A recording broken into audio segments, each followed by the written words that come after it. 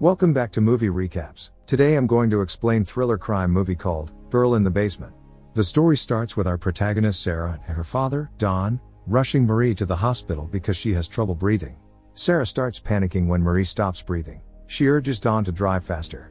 When they reach the hospital, Don specifically instructs Sara to stay quiet. In the hospital, the paramedics rush to help Marie. They give her oxygen and try to save her life, but all they get is a flat heart line on the monitor. The story goes back 20 years earlier to a seemingly idyllic family dinner scene. Sara and her sister Amy are having dinner with their parents, Don and Irene. The mood on the table changes as Sara's father shows his oppressive side, not allowing her to go to a party and showing his reign over the family. That night Sara sneaks out with her boyfriend Chris. Her parents later discover her room empty and her father refers to her as a problem. At the party, Sara has fun dancing with Chris, who later sings her a song he wrote especially for her. They express their love for each other and kiss. Sara comes home in the morning. Don has been waiting for her all night. They fight and Sara says that the moment she turns 18 she will leave the family for good. Sara talks to her mother and sister about her plans to travel all around the country while working to support herself. Her dad overhears the conversation and goes to the basement, where he reveals the existence of a secret room behind a bookshelf. 3 months later Sara graduates. In a conversation Sara has with her mom, it is revealed that her father has been spending more time in the basement, his man cave. When Irene leaves the house, Don tricks Sara into the basement as she helps him carry a box there. He takes her into the secret room, telling her it is a bomb shelter made by the previous owner. He locks her in the room and she screams in panic, calling for help. Unfortunately, nobody can hear her as the shelter is soundproof. Her mother, worried about her whereabouts, calls the police. On the 4th day, her father visits her and coldly explains the logistics of her captivity. From now on she will have to earn everything she gets, even the clean ventilated air. Before he leaves, Don is taking advantage of Sara. A cop visits the family, saying that she has likely left for her planned long trip across the country. Her mother does not believe that Sara would ever leave home without saying goodbye, especially before her 18th birthday. Alone and afraid, Sara reminisces about her nights spent with Chris as the days go by.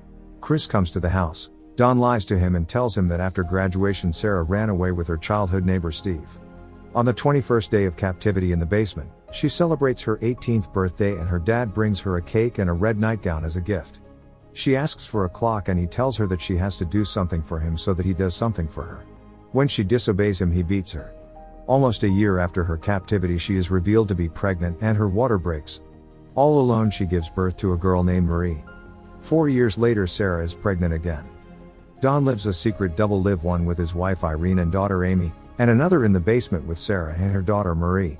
Still worried about the whereabouts of Sara, Irene wants to hire a private investigator, but Don firmly says no. As a gift for being good, Don brings a TV in the basement for Sara and Marie. Later on, Sara has a second baby, a baby boy Michael. One night Sara makes her terrifying life story into a bedtime story filled with princesses and knights that she tells to her kids. Chris visits the house again, asking around for Sara. Her sister Amy tells him the truth.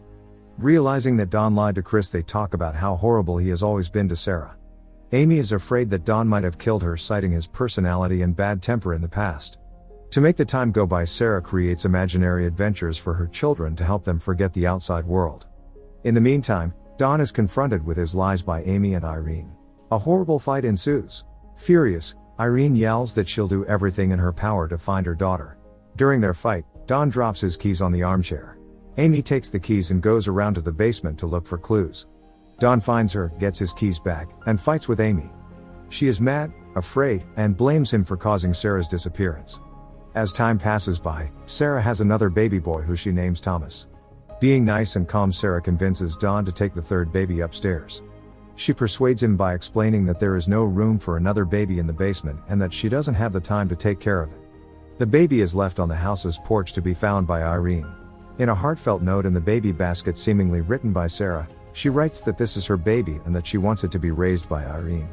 In the letter, she explains that she and her boyfriend don't have the means to take care of the baby. In the basket, there is also another note from Sara pleading for help. Unfortunately, Don is the one who discovers it and assaults her again. The years go by. In captivity, the children develop an extraordinary imagination, expanding their mom's bedtime story. By now Sara has been in the basement for 14 years. Marie has grown into a beautiful young girl that one night tries out makeup. When Don shows interest in her beauty, Sara begs Don to leave her daughter alone. She does not want her to be assaulted. In return, Don shuts down the power which controls the clean air.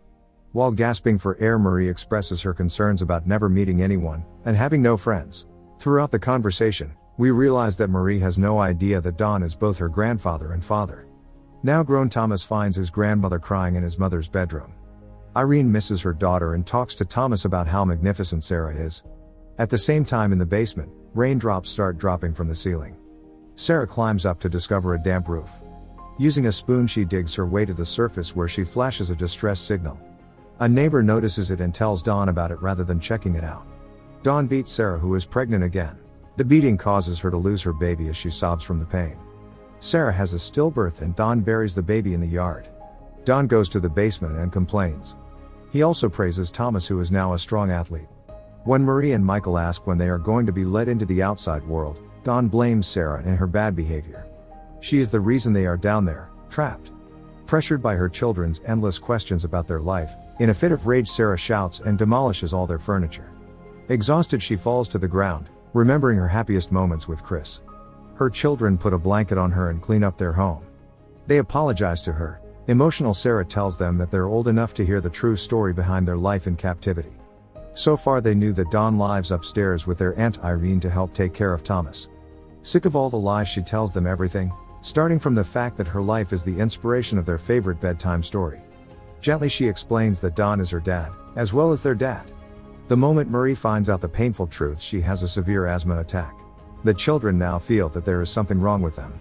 Sara reassures them, telling them that she loves them and that Don is the only one to be blamed. A year later, another incident occurs between Don and Michael after Don insults Sara and her appearance. The food for the basement is being rationed as Don is having trouble at work.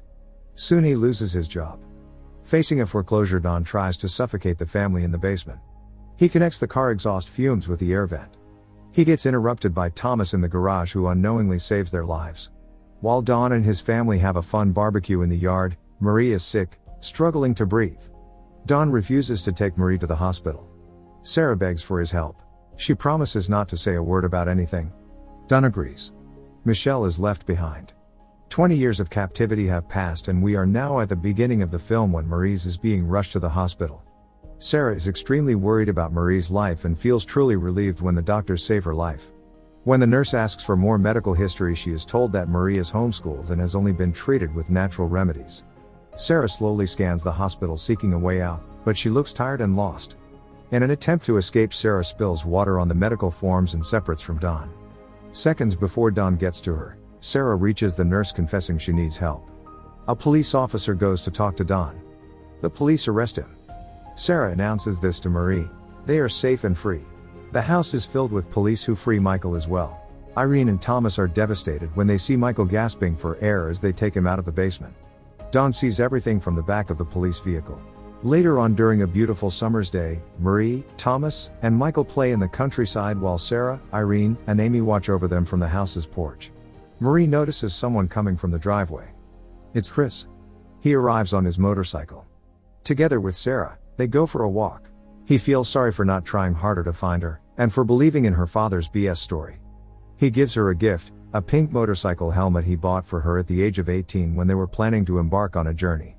Finally happy, together they go on their long-awaited motorcycle ride. Make sure to subscribe and turn on notifications so you can watch more videos like this. Thanks for watching.